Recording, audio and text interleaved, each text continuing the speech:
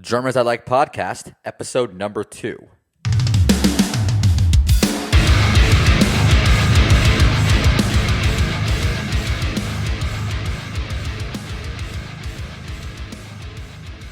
Welcome to the Drummers I Like podcast, coming straight out of the valley in sunny Los Angeles. It's Richard Ducat, your host, and coming at you from the Sunshine State, it's my co-host, Kevin Charlelli. What's up, man? What's going on, guys? Awesome, man. We are so excited. This is show number 2. I don't know if you caught last week's with Sam Applebaum. If you didn't, go check it out. It's getting some good reviews. Everyone liked it. Everyone liked to hear what Sam had to say. So today we're even more excited. We're bringing on Matt Halpern. We're going to go through tons of stuff. His journey leading up to now. We're going to talk about P3, a little bit about the recording process. We're going to go ahead and talk about the Entertainment Institute, how that got started, what's going on with that, the big Warped Tour plans this summer. We're also going to talk about all things Periphery Summer Jam. I know everyone's really excited about this summer. We're going to talk about his clinics, some of the clinic tours he was doing with Johnston and JP, get into more about that. And then we're going to get onto our main focus, which is entrepreneurialism in music. We get real in-depth about it. And I have to say, I'm just really excited with, all the things Matt had to say and everything that we got into. I don't know. How about you, Kevin? How'd you feel about it all? No, I thought it was a great interview. I mean, he had a lot to say about the music business and his ideas and how much he loves education and really wants to see these next generations get as educated as they can on this new music industry. So it was really good, and look forward to bringing out episode number 2. Yeah, man, it was really cool. And, we've known Matt for years now. I was jumping on his lessons before Band Happy was a thing. And we kind of talk about this in the podcast. It's, something that a lot of people don't realize is it's a journey. It's, if you want to do music and you want to be in a band and you want to make it, you're an entrepreneur. And we talk about that. We talk about what it really takes and, how we need to define ourselves in this industry. And, myself, I think I took a lot from it. I don't know about you, Kevin. How did you? You think you took a lot from that one? Oh, absolutely. It's a great interview, and he's a great interviewee. He had a lot to talk about. It was really enjoyable. I gotta agree, man. Matt's really passionate, and you're all gonna hear it in this interview. Now, without further ado, let me cut to the chase. I don't want to keep you guys waiting any longer. And thanks again for listening. And let's get this going. Hey, everybody. Welcome to the Drummers I Like podcast. Today, we are super excited to have on Matt Halpern. He's a professional drummer, an educator, an entrepreneur. You might know him from the band Periphery. He's playing drums and writing for right now. He's also the founder of the Entertainment Institute. Matt, how you doing today? Yeah, what's up? How's it going, everybody? Hello. Yeah, well, we have known each other for a while. Rich, you and I go back to 2009 or 10. When? Yeah. Was it that you guys were doing that tour with, I can't even remember who it was, but it was in Tampa, and I met you for that lesson. I had my buddy Joey with me, and I met you for that lesson backstage. Yeah, was it one of the? Was it Thrash and Burn maybe? Yes, it was. It was Thrash and Burn. Yeah, that was I remember how crazy that was. That was the first Periphery tour that we did, that I was in the band on. So that's how far you and I go back. I remember that lesson. One other person there with me. I remember that too. Yeah, it was backstage on a bench. There was a bench kind of thing near a bathroom. Yep. Yeah. Yep. I remember that. I remember that. That was a lot of fun. Knew nothing about what I know now. It's just insane to think how far back that is to now, the journey. It's been a while. It's been a long time. But yeah, dude, so I guess what I've been up to. I really started touring heavily with Periphery around that time. That was the same first tour that I really started offering the online or in-person lessons that I was giving on the tour as a way to supplement my income, but also meet the fans, work with new students, and kind of also test the hypothesis that I was sort of looking to kind of prove, I should say, for Band Happy, which was the educational platform that you and I worked on together. Yep. So, since that time till now, from a drumming perspective, I've continued touring with Periphery, writing music with Periphery, have been all over the freaking world, and it's awesome. we just wrapped up recording and mixing our newest record, which should be out within the coming months. I don't want to say too much yet, but it will be out soon. I'm really stoked on that. It turned out fantastic. I think it's the best stuff we've done as a band yet. So I'm really excited about that. As you know, I'm continuing to teach. I've been teaching consistently since I started doing it on that tour. Did it online through Band Happy forever. Just been really still very passionate about the education side of this music business, and have remained just very active myself as a teacher, along with someone who's hopefully trying to like inspire more people to get involved with educating in this music world. So, just been teaching a lot, touring a lot, playing lots of drums, playing around with the idea of starting some companies based off of some of my personal interests and seeing if I can do something with the things I like to do. Just from a very general perspective, I'm doing what I want to do. I'm really happy that every day I get to, get up and have drums be at the center of everything that I do and music be at the center of everything I do.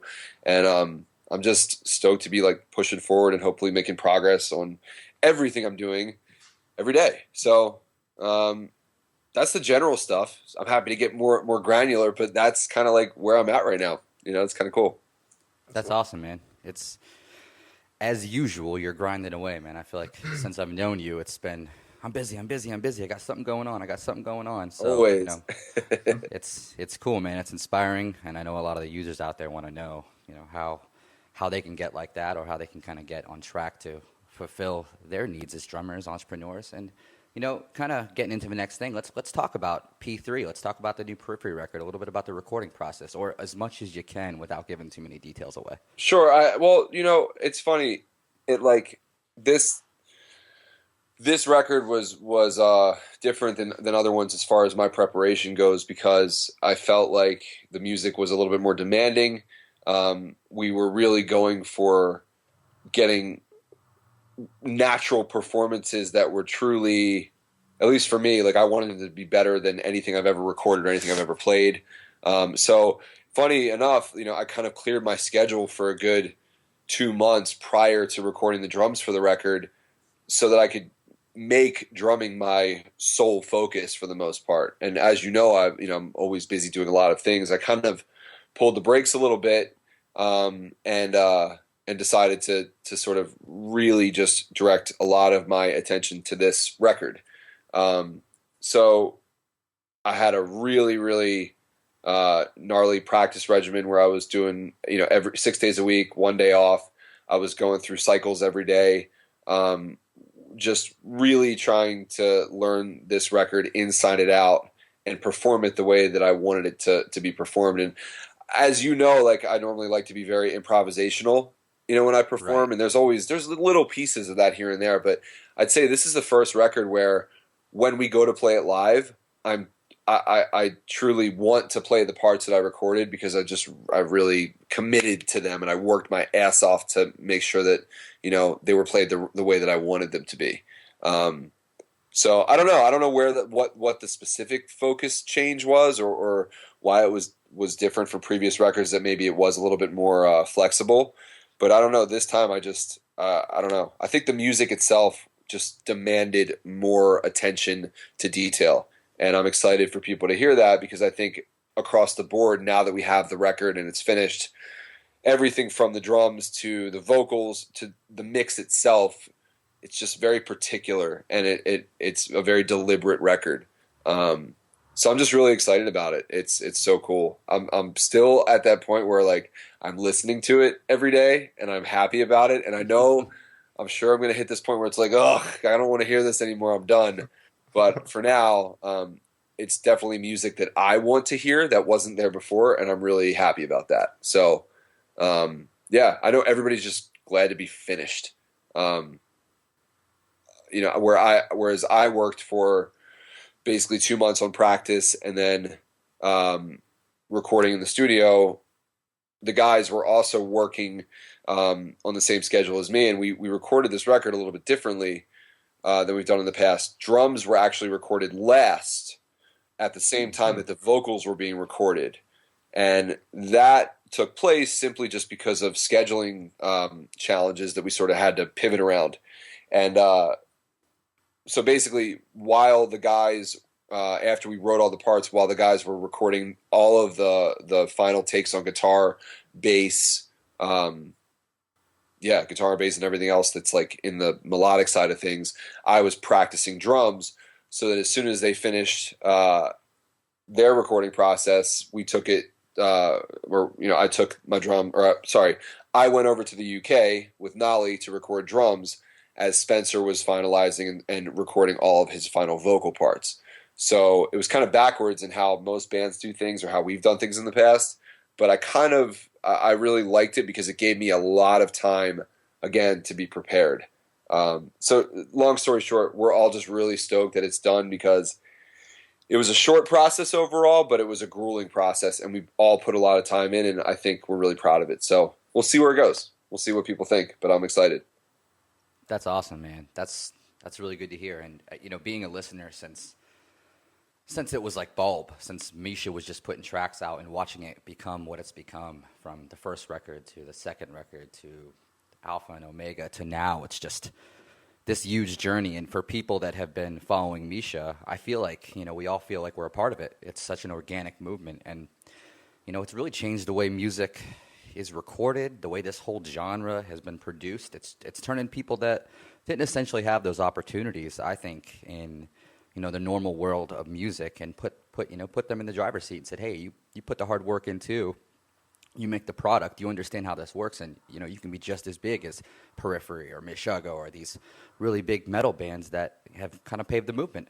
So I'm excited to hear it. I'm really excited to hear what it sounds like, and the next chapter for Matt and the next chapter for Periphery. Yeah, it's cool, man. It's funny you mentioned Misha, and it's like, and the organic sort of feeling of like feeling like you're a part of it. I mean, I don't think his mentality has ever changed, which is what's really cool. He continues to be obsessed with improving his musical skills, whether that's becoming better at mixing or better at programming or better at like composing symphonic pieces. Like, he just genuinely wants to improve. And I think for him, where he gets a lot of feedback is from putting it out there for people to hear. And I think, obviously with Periphery, we can't just put it out and let anybody hear it for like as soon as it's done. I wish we could. But I think that he's still striving to do that all the time. And I think that's what's kept people connected to the process and him connected to people. And I think it's just amazing to see like that it's genuine. Like, nothing is contrived, and it's all out of this journey to consistently improve and continuously improve. And it's funny, like, that's Misha alone working on that. And I think it inspires all of us to do the same thing. And what's so cool is, like, I could talk about every single band member the same way because they're just obsessed with the things that they want to bring to the band, and they really continue to work on it. I don't know. It's genuine. It's seeing it from an outside perspective in some ways, because for me, I'm the drummer. I don't know, I handle the business stuff. So I'm not as like musically focused in terms of the melodic stuff, as you know. So to see them continuously pushing and pushing and pushing is just very inspiring for me. And it makes me want to make sure that the roles that I'm filling in the band are done to the same level of passion as they are sort of doing things. So anyway. That's awesome, man. I think, we can all agree. We all have been following since the beginning. At least the majority of your listeners, I feel, really have been following from the beginning. And the people that come on now, man, it's just like a cool journey to go back to the beginning and see where it all came from, because thanks to the internet, man, it's all there. But, kind of jumping on the next topic, let's talk about the Entertainment Institute. Let's how that got started, your role, who's involved. I know you're doing a bunch of stuff with Warped Tour. I'm sure there's a lot more planned for the future.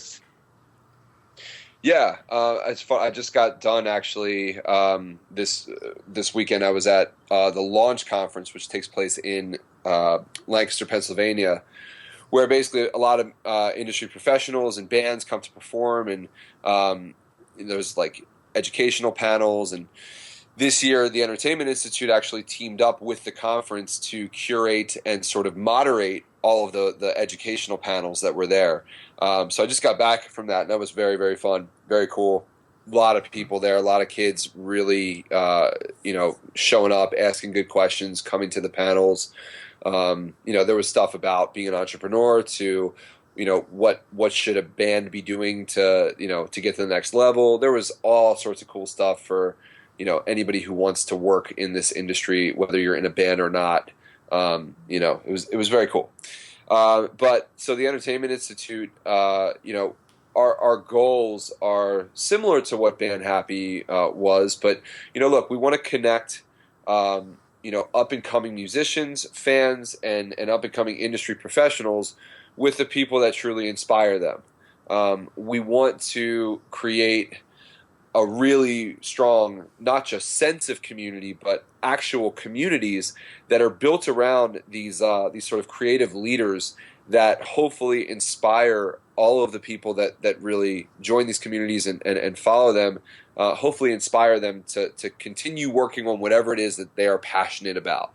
Our goal is to connect people, figure out a way to educate each other, and then figure out how to motivate them to go do something. Go do whatever it is you want to do, whether it be in music or in some other creative endeavor or, whatever it is you love. Our goal is to find really motivated and passionate industry professionals across the creative world that are willing to really connect with those who support them the most, and really provide a place for all of those people to congregate and build with each other. So from a very broad sense, that's what the Entertainment Institute is doing. And, we're leveraging, the online sort of space as well as some in-person kind of events and spaces to really make these things happen. Just talking about in person, and you mentioned the Vans Warped Tour. So we've really streamlined our sort of in-person experiences where we're connecting people to really just the conferences like we did this weekend, and then to the Vans Warped Tour.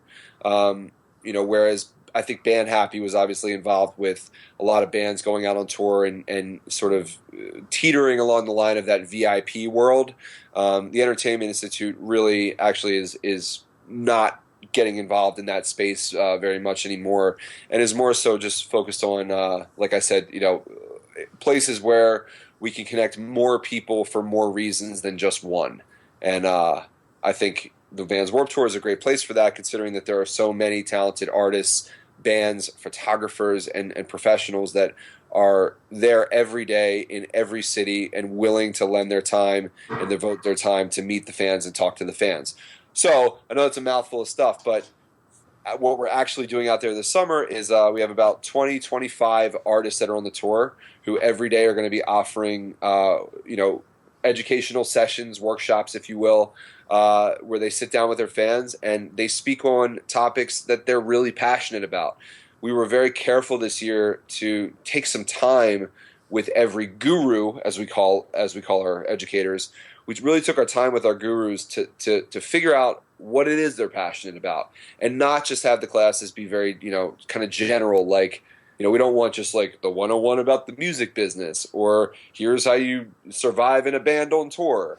Those things are great to talk about, but, we really are trying to tap into what people really care about on a day-to-day basis. And there's one thing to talk to people about, bullet points that you put on paper. It's another thing to talk about things that you're truly engaged in and thinking about and working on every single day. So we took time to really pinpoint those topics and, work with the gurus to craft their classes around those topics. And we're on sale now, and it's going really, really well. It's been received better than any year as far as a pre-sale goes so far. The artists are really getting behind it. They're really excited and involved in even the planning process and the promoting process. So we're really excited. And, what we're really trying to do from here and from these sort of in-person events like Launch and Warped Tour is we're trying to really just kind of circle back to our new online platform that's currently in the works right now. And I don't want to say too much about it other than, the experiences that get created in person at these physical locations, they shouldn't stop there. They need to continue beyond that, and they need to continue as a community. So, the question that I want to know the answer to is, how cool would it be if all of the people that go to one guru's class amongst all of the cities of the Warped Tour, what if all of those people could congregate and come together in one place with their guru and have these interactions year-round ongoing? That's really what I'm excited about with the Entertainment Institute and what we're trying to do. And hopefully what comes across here is that it's really a partnership with the artists to figure out what they want to say and what they think that their supporters need to know. And we're just trying to facilitate those conversations and provide a location for that. So I don't know if that's good detail, not enough detail, but that's kind of where we're at. And then my role in this really is just sort of driving that part of the ship. I really have been doing a lot of this stuff myself for years as an educator, as someone in a band, as someone who works in the industry. I see and I think I know what people want. So based on my experiences, I'm really able to kind of, like I said, direct the ship and find the right people as well to get on board the ship so that we can make this happen successfully. So I do have some partners, two main partners in the Entertainment Institute, or three total, but two other than myself. So there's me, and I'm sort of heading up some of the creative direction, some of like the vision-y kind of stuff, and just where the company's going and what we're doing. That's kind of my role. Jen Kellogg, she is a professional touring accountant. She has been the Warped Tour accountant for many years now. She works with a whole bunch of other festivals and other very, very successful artists. She has a lot of years in the industry as a talent buyer, working in the ticketing world as well as the accounting world. So, she really has her hand well in the business side and is also an educator at Columbia University, or the Columbia College of Chicago, I should say, not Columbia University. So she's very involved with education as well. And she's also, really, really involved with the vision and the direction of the company. And then Kevin Lyman is our third partner, who is, as many probably know, he's the founder of the Vans Warped Tour. He is an extremely involved member of the music industry. He's always looking to push forward, and he's always looking to educate. And I think what's truly awesome about Kevin is, he's a real guy. I mean, he's a humble guy. He really does care about every single person that he encounters, whether it be in business or personal life. And I think that he truly understands and really is getting behind this idea of creating really productive communities that center around a like-minded issue or a like-minded person. And so Kevin's really, really behind it, helping us fuel it. As you know, Richard, he gave Band Happy a chance by allowing us to be on the Vans Warped Tour for many years in a row, offering our program. And, that really was all the proof that I needed to know that Kevin was invested and excited about, moving things forward in this industry from an educational perspective. And it's just cool how we've all now come together to work on this one project for that goal.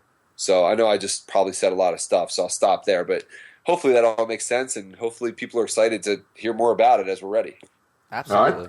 I think it's really cool because, as you listen to a lot of maybe old school, legendary drummers who've been in the business a long time, a lot of them like to talk and then just say, well, it's not the same now and it's never going to be the same. And I kind of refuse to believe that a little bit, because the more that you can educate more people and get them involved in the industry, it's going to make a more striving industry. So I think it's great what you're doing with the Entertainment Institute. Yeah, man. I mean, that's exactly right. Just from this weekend, I can tell you that there are at least 1,500 kids that are excited about either being in a band or being an industry professional, and they're all in their late teens, early 20s, and they're showing up to meet people that are doing it now to learn about how the industry works, how it's been evolving, what to expect.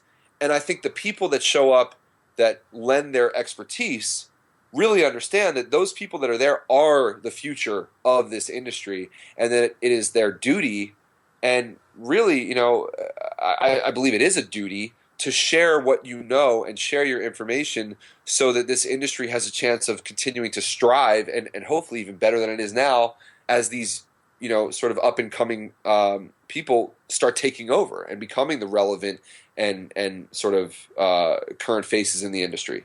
So I think there's this awareness on both sides. It's really cool, and we're seeing it, and we just want to help foster that, because I think that is important, and that is what it's all about: sharing. You have to share information so that things can improve and grow. That's the only way to do it, I think. Sure. Yeah, absolutely. You really nailed it there, because not only is the educational aspect of it really cool, Matt, in my opinion, but you're teaching other musicians to be entrepreneurs. You're teaching them how to really not only sell themselves and their services, but understand from the business perspective how this all really works. And that lesson there goes so much farther than just knowing how to play the instrument and knowing how to teach someone to play the instrument, but knowing how to grow, as a business and sustain yourself for the rest of your life, doing the passion that you love. That really is the my favorite part about the whole idea. Yeah, it's funny. I was on a panel yesterday with a couple guys. One of whom is this. He's a buddy of mine named Christian McKnight. He's a talent buyer and a promoter in New York City who works with Live Nation. And what he said to the audience, he was like, "How many guys are in a band?" And everybody in the room like raised their hand. And then he said, how many of you guys are entrepreneurs? And probably about half the room raised their hand. And he quickly made a point to say, if you're in a band and you're in this room, every single one of you should raise your hand when I ask if you're an entrepreneur. Because these days, if you're in a band, you are an entrepreneur, and your band is your business, and you got to figure that out. And he made a point to make sure that the audience understood that. And he's 100% right, So it's just cool to see that everybody's starting to get that, and I think kids are becoming a lot smarter that way. It's good. I think it's going to pave the way for a much more mature bookshelf of bands, I'd like to call it. Maybe not so much the label driven and helped bands where you got a label and people doing really a lot of the work for them, and there's like maybe one guy in the band that's running the show. I'm starting to see all 5 band members are now taking all the work and putting in as much as they can, because if you really want to do it, you've got to see it. You've got to see it not only as your passion and your love, but as your business too. Yeah, absolutely. So it's cool. Yeah, but let's kind of jump on to the next thing. I really want to talk about the All Things Periphery Summer Jam and your clinics, some future clinic tours, maybe some new stuff coming with Johnston and JP. I've been seeing a lot of questions about that. Yeah. Well, we're definitely excited about the All Things Periphery Summer Jam Camp. That's going to be awesome.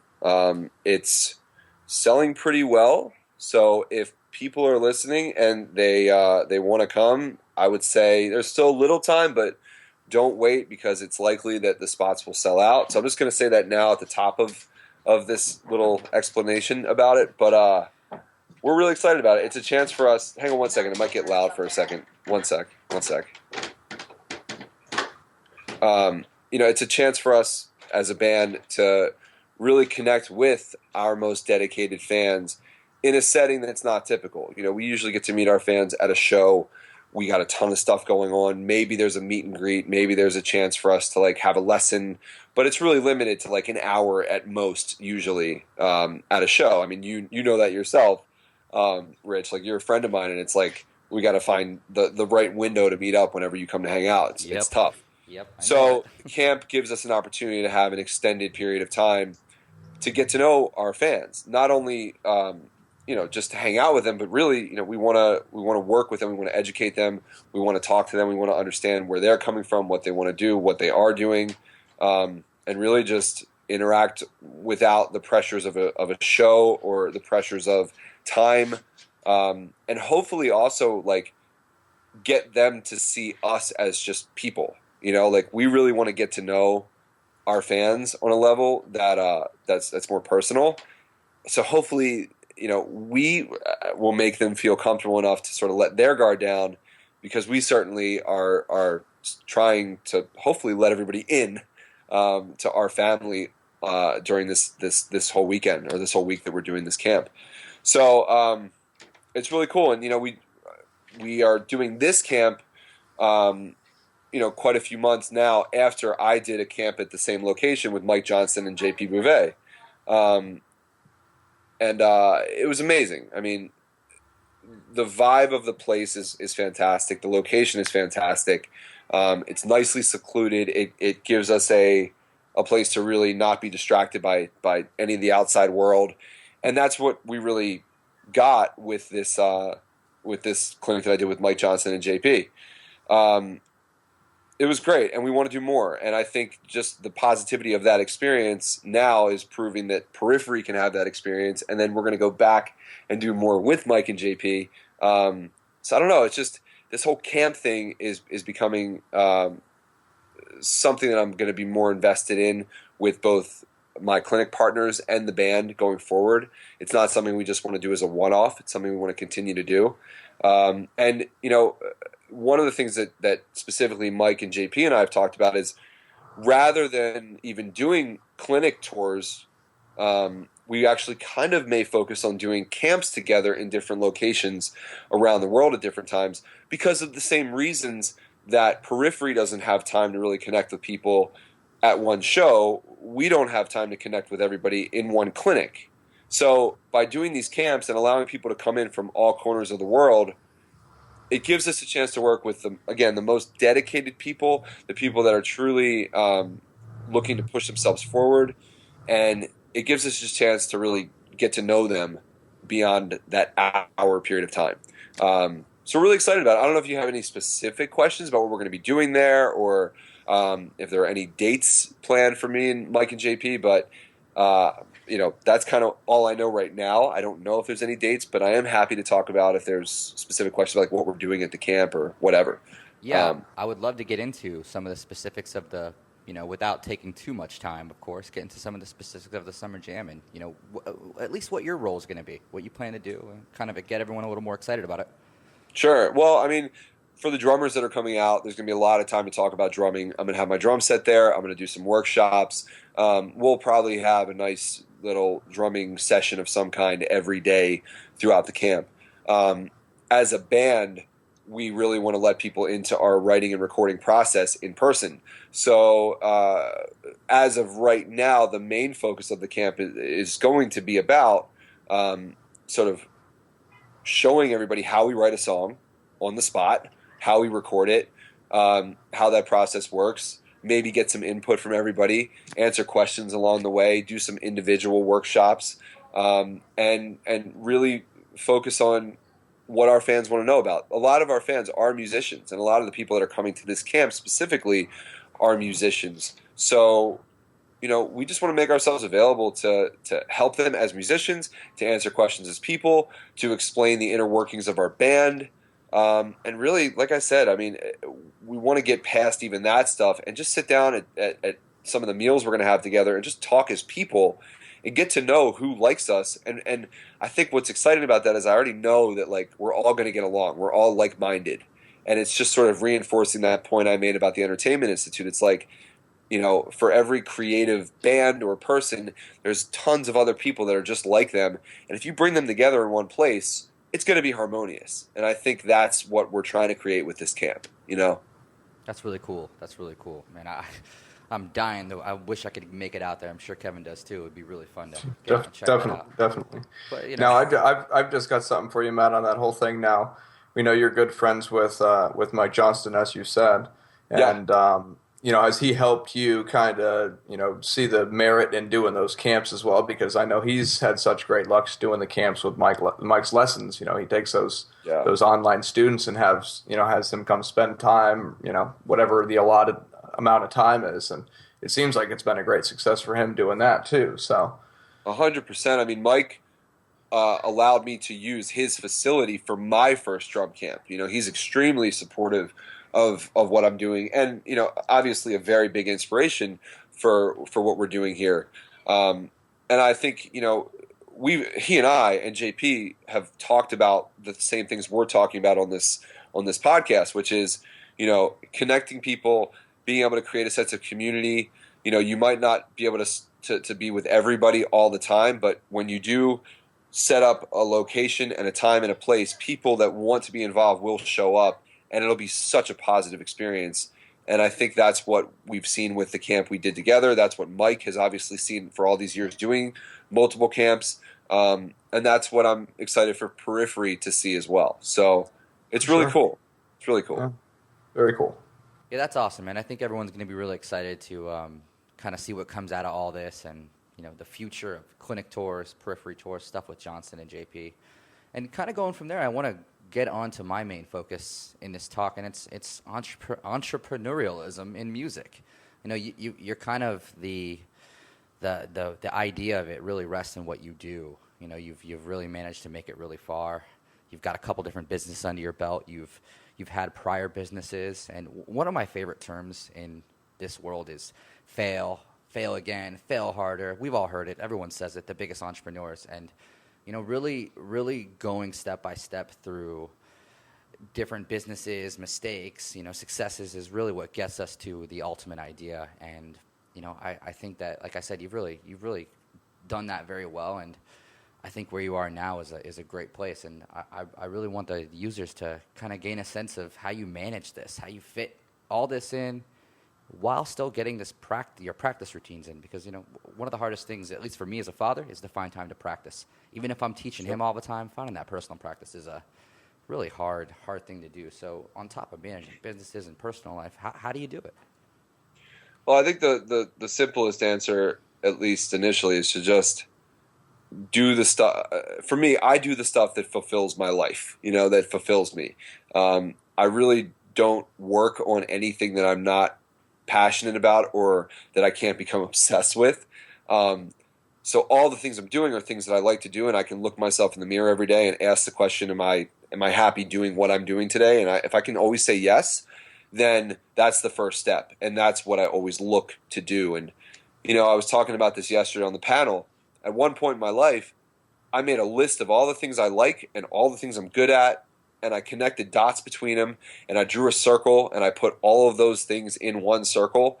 And I looked at that and I said, you know what? Can I build a life and figure out a way to become successful using all of these things in some way together? And the answer was yes. So that's what I chose to do. And that's the first step. And then beyond that, what you really need to understand is, you got to be patient, you got to be persistent, and you have to welcome failure. Now, I want to be careful about that. Like, you shouldn't strive to fail, and you should never want to fail. I mean, that's not the goal. But if you do, you really have to look at it as something completely different than failure. If you did something, if you do something, if you try, if you put one foot in front of the other, and you absolutely do your best, and you question yourself, and you analyze the situation, and you look at every little interaction and every little step you take as experience, then if something doesn't work out after putting many hours in, it is not a failure, it's a learning experience, because everything you learn through not succeeding can be something that you adjust on your next path to success. And I've learned that myself time and time and time and time again. And it's not even just like big things. Like, there's little small things all the time. Like, sometimes I send an email too fast before thinking it through in response to something, or I don't I don't consider what words I'm using as much, and I'll send it off, and I'm like, oh man, you know what? I realized I should have said this instead of this. To me, that's kind of a failure. It's in that same little category, and if I feel like I did something bad, or I'm embarrassed by something like that, or I wish I hadn't done it, that's when I stop myself, and instead of being bummed out or annoyed or any of the above crappy words, I look at it and I say, okay, you know what? Cool. I did that. Heck yeah. I messed up. I'm going to know for next time that I need to take a little bit longer, and I need to consider what I'm saying a little bit better. And then the next time, I'll know, and that'll pop into my head. And it's the same thing with a business. Everything that I did in the beginning of Band Happy allowed me to push Band Happy every single day forward that it had life in it, so to speak. And when it came time for me to shut the doors on Band Happy, it wasn't because it was out of my control. It was because I learned so much and I realized what I needed to be doing and what I wanted to be doing, that when I did close it, it wasn't a failure to me. It was a great success because I helped a lot of people. I learned a ton, and I could use what I learned in my next endeavor, which is an even bigger feat, which is an even bigger goal. It's a whole nother group of milestones. And again, I guess what I figure is like, as long as I'm doing what I want to do, and I'm figuring out ways to make sure I can put food on the table through doing what I want to do, then I'm not as concerned as much with making something happen fast as I'm concerned with just doing what I want to do every day and building something out of my own passions and things I care about. And I guess the last point with this, and what I do every day, and what I know really successful people do every day, is when they wake up in the morning, they say, what are my goals today? And they bust their asses all day to make sure they reach those goals. When they go to sleep at night, if they ask they ask themselves the question, did I do everything I needed to do today? If they can answer yes, then they're going to sleep very soundly, okay, because they feel like they made progress that day. And that's all I can ever ask for in a day, is to make a little bit of progress. Even if it's 1 inch of a step forward, that is progress. And then on the other hand, if I say to myself, or if some of the people that inspire me were to say to themselves, you know what, I didn't do everything I needed to do today. I got news for you. We're not going to sleep. We're getting out of bed and we're going to go finish our tasks or focus on what we need to do. Because I know myself, it's like, if I feel like I didn't give it my all, then I'm going to be up all night thinking about how I could do it better or what I could do differently. And I won't be able to sleep. So I don't know. It drives me. But it drives me because I care about what I'm doing, and I really enjoy what I'm doing. So it's just a lifestyle, I guess, to round that out. Yeah, I got to agree. Coming from the same side, as an entrepreneur myself, it's a focus. You've got to be laser focused. You've got to be ready every day. And it's like, knowing myself what it feels like to go to sleep accomplished and unaccomplished. It's just not the same. And, it's really cool to point that out. How would you say you really find time to practice drums, though? Really, between all this, how do you really find time to practice? And if you do, what are your routines? Well, honestly, I mean, you can find time for anything as long as you schedule it. I will say, in your case, it's a little bit harder having a kid, especially a young kid. They're a little bit unpredictable, and you kind of got to be at the ready. But I do know that the best thing to do is to give yourself at least some sort of framework every day, so that you're not just sort of letting other things that are happening decide what you're going to do and what you're going to get done, which is it's easier said than done, to be honest, to really organize your schedule and hold yourself to that. But I build in practice into my schedule. I find an hour a day, quite a few times a week. 4 to 5 is what I aim for, 4 to 5 days a week. I try to find an hour a day at least where I can make that my job. And it always helps to have a priority in mind or something to work on, because we just recorded this new record and we're going to be going out on tour eventually, playing these songs. I have a priority of mine, to make sure that I can continue to execute these songs well, that I get the muscle memory down, and then I can play them live. So that's really what I've been practicing and continuing to practice even after recording this record. And it's just about time management. Like in my day, I know my hours that are mostly available to practice or teach or set up phone calls, or when I need to take a break, or when I need to eat lunch or breakfast. I wake myself up early in the day so that I have enough hours to really give myself a shot to have a fulfilling day. So I work, I eat, I hang out with my dog, I go to the gym. I try to really create a nice balanced day, but make sure that I budget time for all of those things, because then I know what my goals are from hour to hour, and I know how far I can push each kind of segment of my day. When it comes to practicing, funny enough, something that has been extremely useful is Mike Johnston's 4-stage practice method, because it's 55 minutes to an hour long at its sort of default setup. And I use that, and it's basically just like it's a focus of non-creative practice, creative practice, some sort of main focus, and then some sort of unwinding or jamming at the end. And the way that it's laid out is in 10 minutes, 10 minutes, 25 minutes, and then 10 minutes. And you can sort of expand those time frames as you'd like, but it's really measurable. It's really manageable. Hopefully I'm not giving away too information that Mike wouldn't want people to know, but I think this is out there. It's definitely out there, because it's funny. Yeah. I've heard him talk about it, and I've actually been using it kind of myself, as long as I can find the time to still squeeze it in there. And it's excellent. It's an excellent idea. Yeah, it just works. Great. I mean, it only takes an hour. You can be extremely focused in the segments that are provided for you, and I can say firsthand that I've seen daily progress using that method. So that's what I use, and it's all about making sure that you manage your day, you manage your life. And I find it easy to do because I'm doing things I like to do. I could think of a lot worse things to do during the day than set aside an hour to go play drums, or an hour to have phone calls with people to push the music community forward. It's like those are fun things to do. So I really don't have trouble organizing it, I guess. And I think if people really do focus on their passions, they'll find that it's easy for them too. That's awesome. Yeah, it's funny you brought that up, because I swear he's been pounding it in my ear for the last month, or ever since you started, Kevin. Kevin's been working on that practice routine so much, and we have a chat every night, man. He's been bringing it up to me every day, talking about it really is good. And I haven't had a chance to start yet, but I'm definitely going to get started on this routine now, because mine is just like find 20 minutes. Practice some rudiments, practice some techniques, and get a few song jams in, and then I'm done. Yeah. Try it out. It really, I think you'll find it to be much more. It's a much more productive use of your time having it organized, like Mike organizes it. So, yeah, check it out. Yeah, I was just going to say the same thing. That's one of my biggest pitfalls when I sit in practice, was having it be productive, and that really kind of builds a roadmap.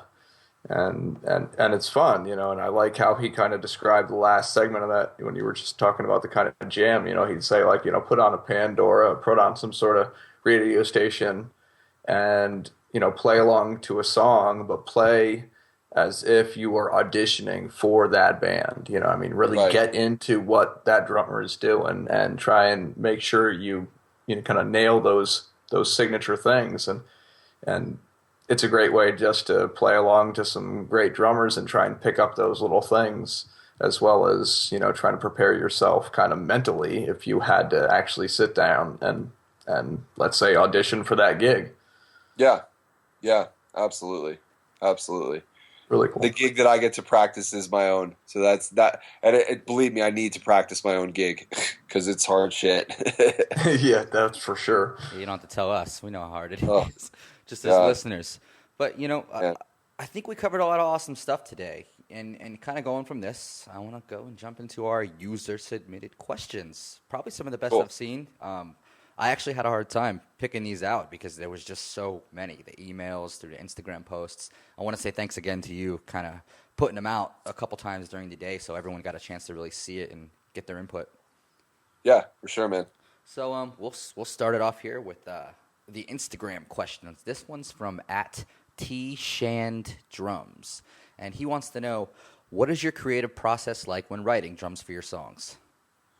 Okay, so the creative process for writing drums for the Periphery songs, it's always very collaborative with the other band members. The way we write is sort of as a team, and we usually do it at least away from the drums. Like, I'm not actually at a drum set when we write together. We write usually in Misha's apartment at his rig. We will program and actually write the parts in the computer first, just based on the ideas that either Misha and I will have, and we'll essentially collaborate together on them. At least that's how we've done it. We did it on this last record and Juggernaut as well. We really kind of do it as a collaborative effort. And then once we sort of decide on what the parts could be and what we like to hear, and we talk about them a bit, at that point I take them back to my drum set. I play through them. I try to really cycle them a lot and play them a lot and figure out if the feel is right, if the accents are right, if I could spice it up more, if I should tailor it back a bit. And the creative process, even just within jamming the parts over and over, really allows me to hear things that I might not have just been able to think of on the spot, but rather I do think of when I've spent some time repeating the part over and over and thinking about it from a creative standpoint and listening to the part and listening what else could be there. A lot of times it takes a bit of time to sink into the feel, but I do that before we officially sign off on any parts that are going to go on a record. And then, like I said earlier in this podcast, it's like there's certain parts that I like to really play right on point and exactly how they're recorded. And then there's other parts that I'll continue to be creative with and continue to improvise on even after it's recorded. So hopefully that gives a little bit of insight into what we do and what I do. Yeah, I think you nailed it. And I'm going to move on to the next one now. Another Instagram question's coming from Dylan Mendoza 16. This is actually one of my favorite questions because back in the day when you were giving me lessons, you really pushed me on this one, and I've always wanted to know the reason behind it a little deeper. He says, I believe I've seen you play without felts on your cymbal stands. Reason? ? Yeah, that's true. I play without the felts on my cymbal stands because I like the full sort of – I like to get the full movement of the cymbal. I feel like there's nothing sort of stopping it from getting its natural kind of, I guess movement is the word. A cymbal sways back and forth and up and down.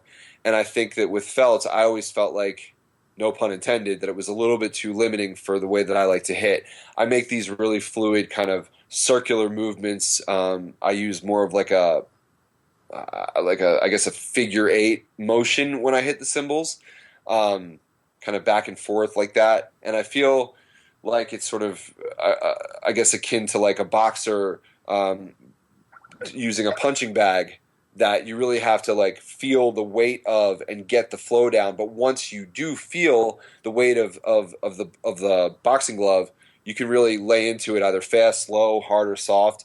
And with cymbals, I think that's the same thing. Like you get a more natural sound, it opens up more, and it's going to vibrate and sway and fly and move in a more natural state with your body. And I don't know. I mean, just for me, it feels right. That being said, it's almost hard to put into words. It just, the weight of how the cymbal moves and the weight of it, I feel like is more natural when there's no felt. Some people like that. Some people hate that. I know plenty of drummers who don't like that. So what I would say is, if you're curious about it, try it out, see if you do like it, but don't do it just because I do it. Do what you like and do what feels right. There's no right or wrong way, but for me, it's just all about the feel of the cymbal. That's why I do it. That's Matt, kind of unpacking that for a second now, for those listeners who would want to go ahead and maybe give it a try, see if it was something that they liked. When you set that up, I mean, is there a bottom felt where the cymbal's resting still, and you just don't do the top side felt? Yeah, that's correct. Yep. Okay. I put, and there's still like a plastic piece to protect the cymbal, once you fit it onto the bottom felt, and then I put on the wing nut on top, or the clamp on top, and then that's it. But yeah, there is a felt on the bottom, just not on the top. Excellent. Yeah, figure just. For those who want to try it, definitely want to make sure you get it right, and definitely make sure that protective sleeve is down on that shaft, because that will do some serious damage to some cymbals. Yeah, absolutely. Yeah, I got home from that lesson, and I broke a couple cymbals because I'm like, I'm just going to do it right now. I'm too lazy. I just want to try it. And, I actually broke a cymbal because I didn't have that plastic. I didn't have the little plastic inside piece to protect the cymbal. So yes, good call, Kevin. That's a big deal. Yeah. So I'll move on to the next question. This one's from @smac3786. He wants to know, what are your go-to rudiments, concepts you tend to focus on when you're working on your chops? Rudiments, concepts. I mean, I like diddles. I love all sorts of diddles. But I generally like to use diddles in the context of creating grooves with my hands. So like I'll decide to play only 16th notes, and I'll set an accent in the 16th note, like on the 2 and 4, like 1 E and a 2 E and a 3 E and a 4 E and a. And I'll speed that up, obviously, or choose a different placement for that backbeat. Maybe it's like a halftime feel.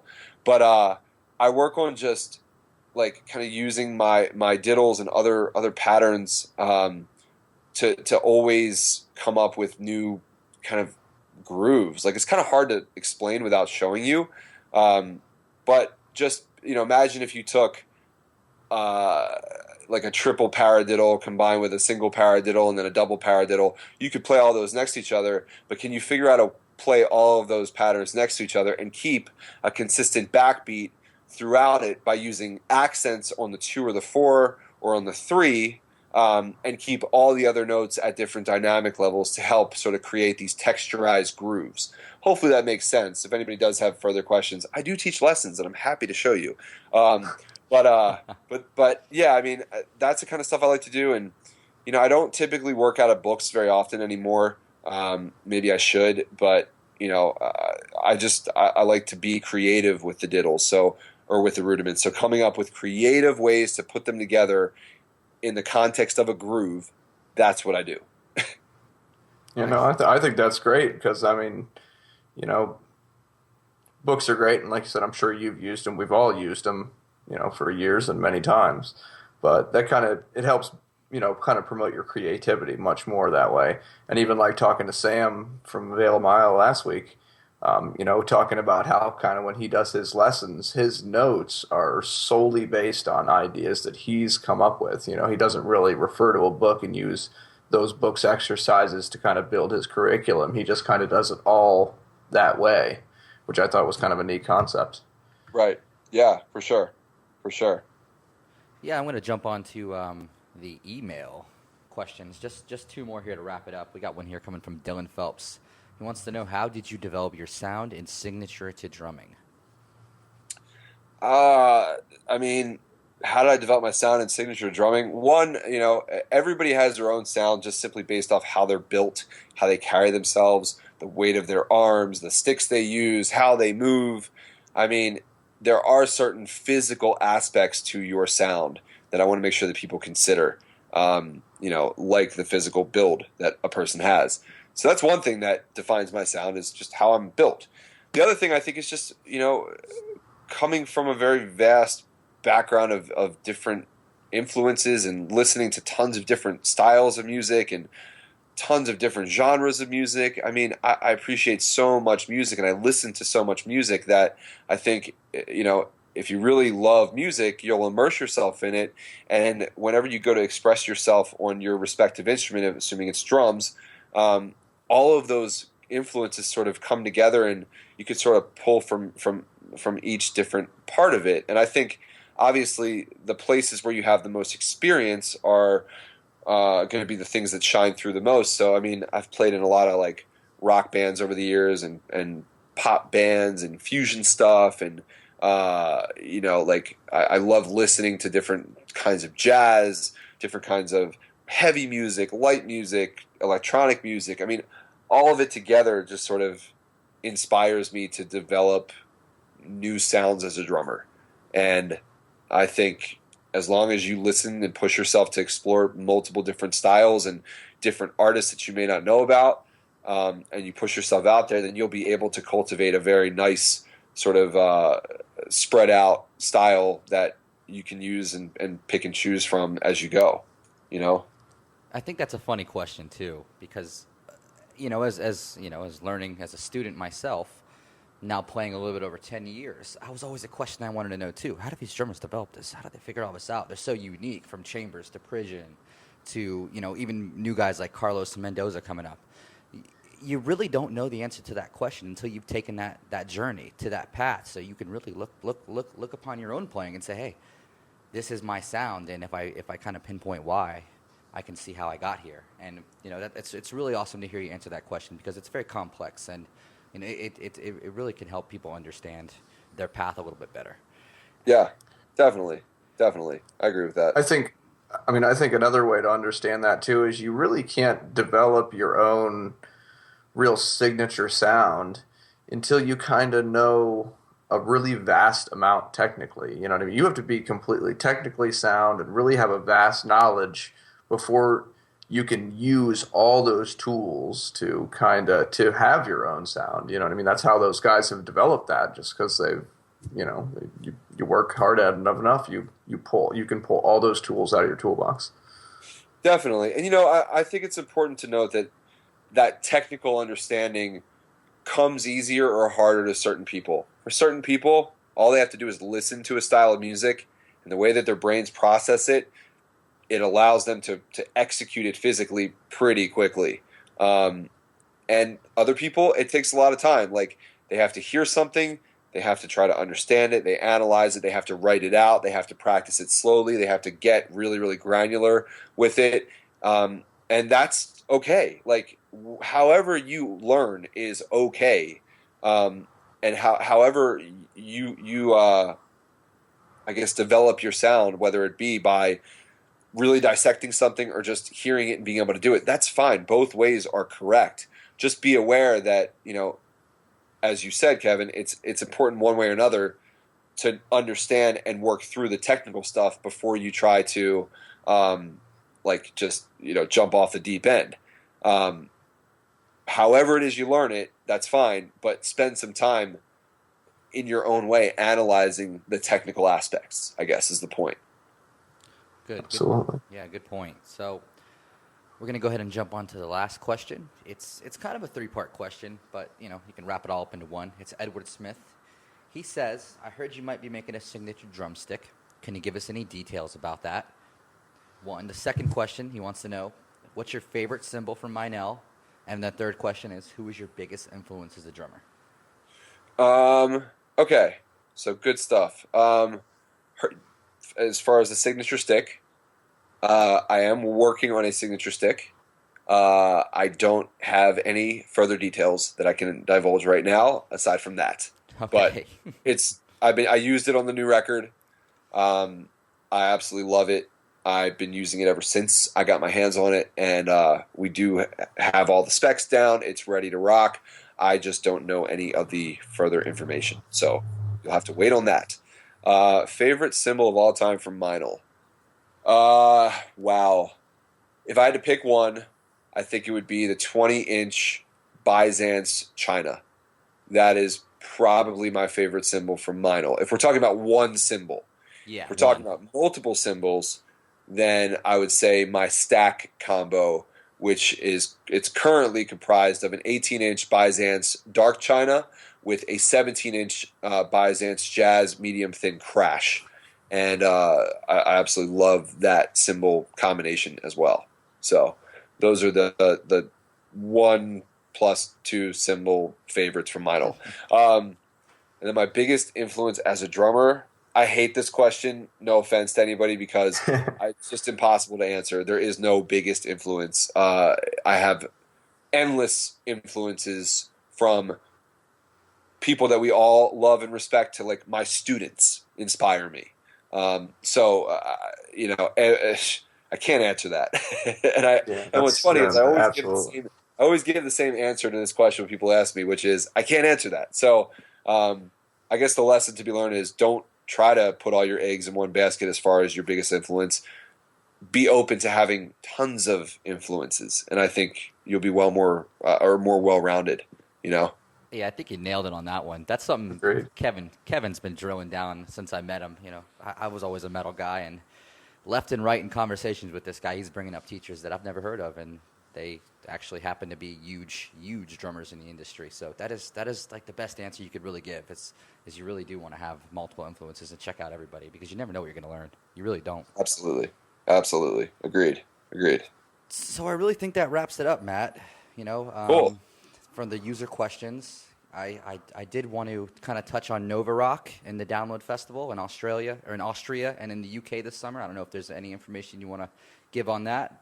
Yeah, I mean, we're just excited to be playing a couple festivals. The Austrian festival should be great. There are a lot of awesome fans that we've met from Austria, so hopefully they all come out to support us. There's some great bands playing that festival, so I expect a good turnout. And obviously it's such an honor to be back playing at Download Festival for the second time now. I'm excited about our performance. We're on a great stage. We're on like the second stage this year, so it's going to be a massive audience, which is crazy. Playing with some great bands as well. I think there's a band called Don Bracco that they're a British band. They're they're pop rock, but really really fresh, really cool. One of my favorite new bands.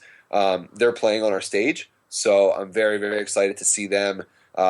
To fanboy over them a little bit and shake their hands and so forth, and that should be really cool. But yeah, it's great. So I'm excited to be getting out, and I think we're going to play some new material as well. So that'll be a lot of fun for sure. Sweet, we'll be looking out for all that. I think you already touched upon it, but outside of Entertainment Institute and the camps and festivals, should we expect anything special coming from you as a teacher? I know you put out that notation book, the book for the last album. Am I right? Yeah. The book is great. It's something I'm going to continue to like writing books or working, I should say, working with my partner Alex Rudinger to put out books, transcription books that also have a lot of detail into the songs and the thought process behind it. That's something I'm going to definitely continue to do as an ongoing project. I continue when I'm home to teach online lessons. Usually they're one-on-one. I do some small group stuff, but I typically am available throughout the week, and I really enjoy doing it. So I make it known that if you want to get in touch with me to book a private lesson, you can do that. Just hit me up on Facebook. That's where I handle all my bookings. And we can definitely set something up. So that's something I do all the time. And we have some touring coming up, some shows coming up. I will, of course, continue to offer in-person lessons on those tours. I'll have some cool clinics coming up. Just more of the same stuff that I do all the time, every day. It never stops. So if anybody is curious to learn how they can learn with me, they can just get in touch with me on Facebook. That's the best way. That's awesome, man. We appreciate that. And coming from a personal student of Matt's, I have to say, going into my first lesson, 5 or 6 years back, and coming now, just the concepts I learned on that first sit down with him, they've stuck with me till today. And I can tell you what, from going through multiple teachers over the last few years, Matt has been not only a great influence to me and a great teacher, but he's always kept up. He's always checked on, see how we're doing, see how I'm doing, my family, my drumming. It's a lot more than a teacher-student experience when you really get into it. So I really want to push everyone to take that leap and go get an in-person lesson with Matt. If it's not online, get it in person. It's even better. Either way, Thanks, they're both great. Of course. That's nice of you to say. I don't know if people know this, but I feel like I should mention when I was running Band Happy, we worked together quite frequently. You were a graphic designer for the company. Yep. Did a ton of our social promo, social design work. And I would have never met you had it not been for lessons. And I absolutely consider you a friend, not just a student, colleague, whatever you want to call it. So it's also fun for me now to be a contributor to your project in this, and that's like the ideal sort of relationship to build with your friends. Is like you're friends, but you also work on stuff together. You help push each other forward. You do care about each other's well-being and family, and you support one another. And I think that's what else is life about if you can't have that stuff. So it's just it's cool that we're continuing the friendship even into our respective endeavors ongoing. So I think that's really awesome.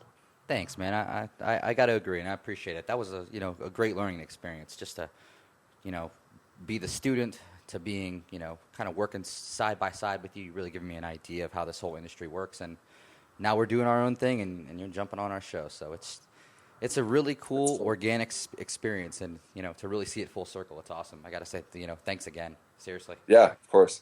And leading on to that, I want to ask if you want to shout out any sponsors, thank anyone else before we close up here. Sure. Well, anybody that's listening, first and foremost, thank you. Yeah, we definitely can't thank you enough.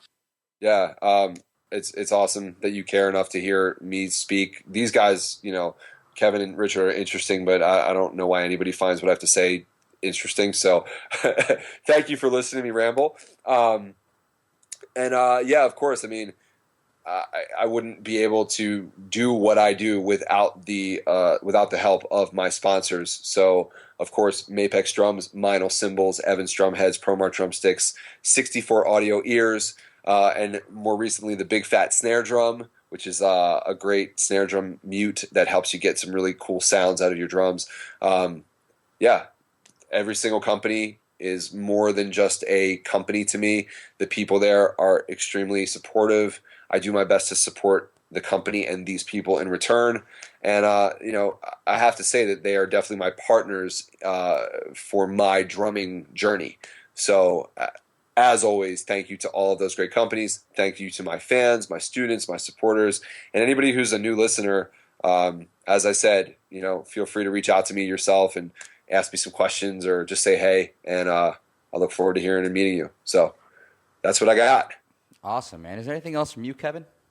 I'm just gonna let everybody know too. I mean, all of Matt's contact information as well as links back to all the stuff he has going on are all going to be in our show notes there too. So it'll be easy for you to find just right here on the show.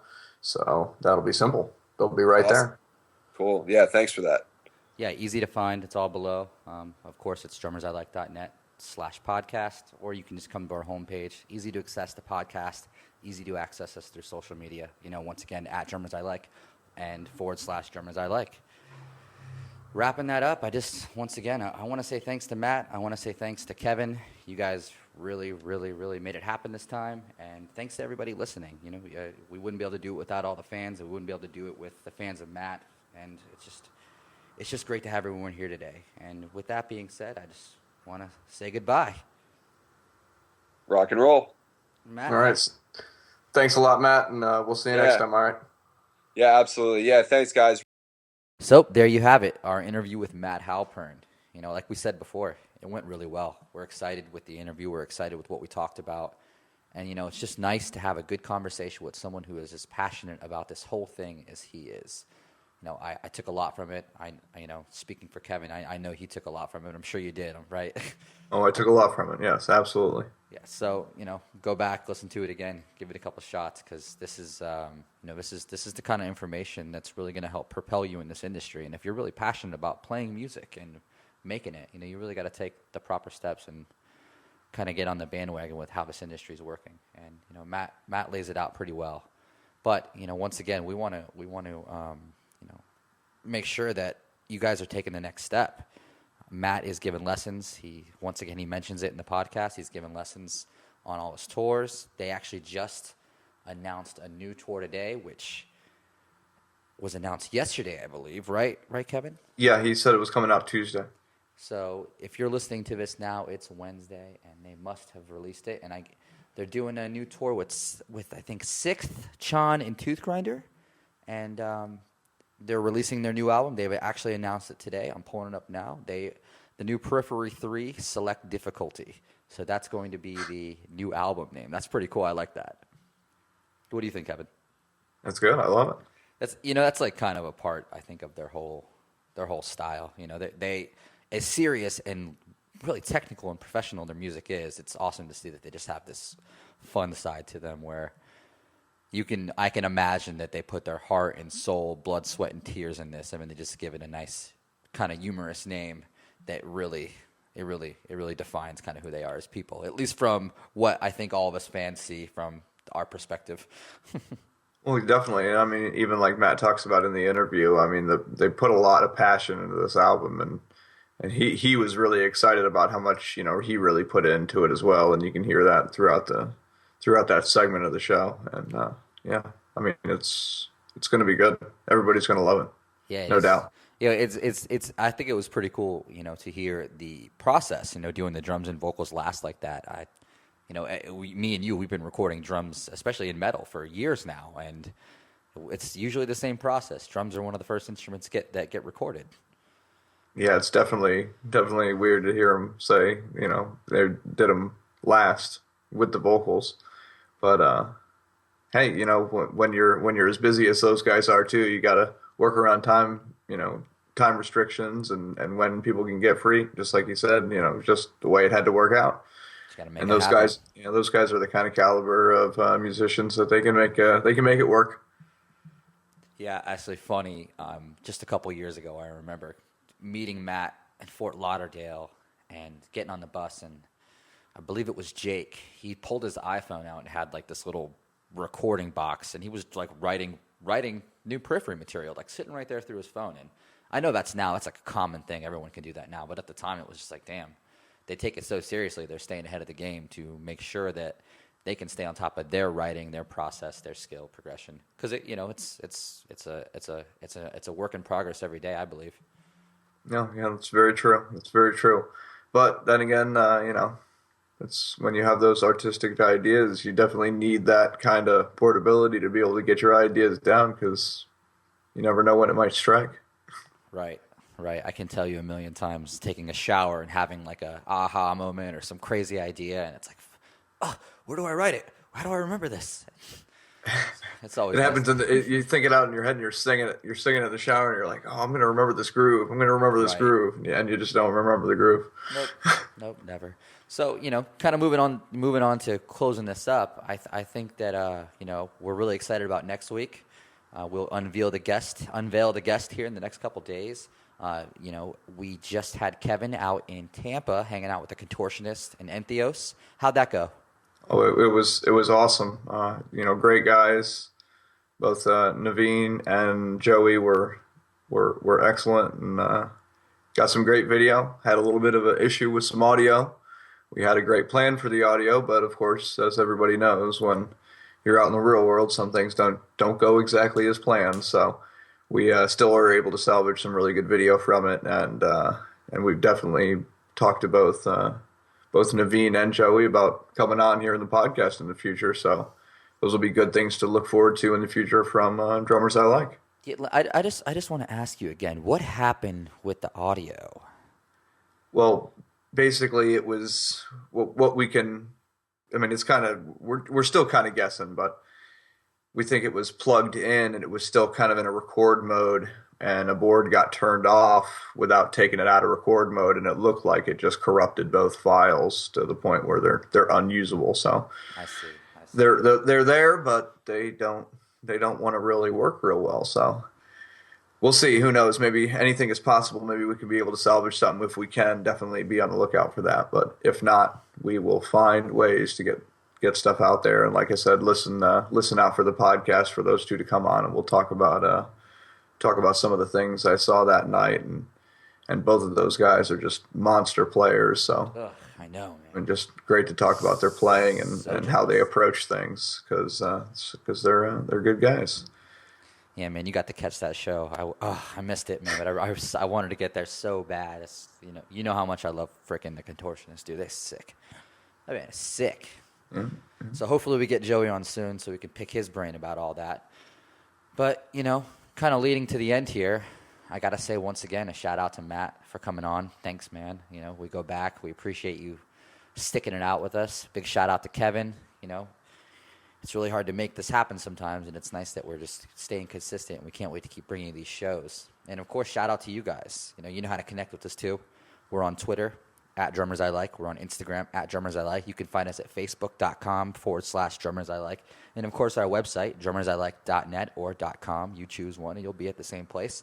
And if you're looking to check out the podcast, that's going to be drummersilike.net/podcast. Of course, you can find us on our RSS feed, Android and iTunes as well. Of course, we're pumping out awesome content every day on all of our social media feeds. So if you're checking that out, please engage with us.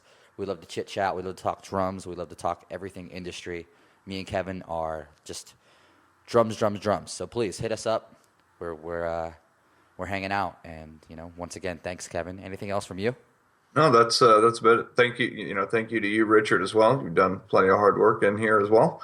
And, just remind everybody we love playthroughs too. So don't forget to message us, with your playthrough links if you got some good playthroughs and got some great video to show.